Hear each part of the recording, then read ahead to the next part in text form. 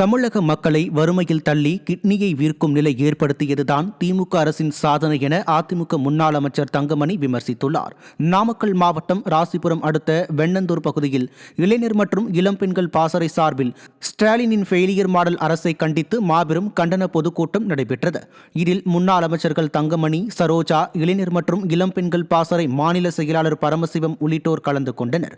அப்போது பேசிய முன்னாள் அமைச்சர் தங்கமணி, போதைப் பொருட்கள் மற்றும் கள்ளச்சாராய வியாபாரிகளுக்கு திமுக அரசு ஆதரவாக செயல்படுவதாக குற்றம் சாட்டினார். மாவட்ட செயலாளர் அக்கரைப்பட்டி கண்ணன் தலைமையில் நடைபெற்ற இக்கூட்டத்தில் கழக நிர்வாகிகள் பலரும் பங்கேற்றனர்.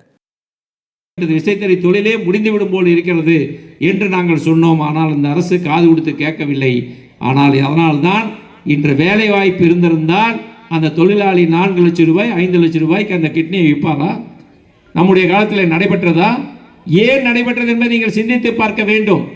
இன்று 4 லட்சம் ரூபாய்க்கு ஒரு கிட்னியை விற்கின்றார் என்றால் அவருக்கு சரியாக தொழில் இருந்திருந்தால், அவருக்கு வேலை வாய்ப்பு இருந்தால், அவர் கை நிறைய அவர் சம்பளம் வாங்கி கொண்டு இருந்தால் அவருடைய கிட்னியை விற்பார்களா?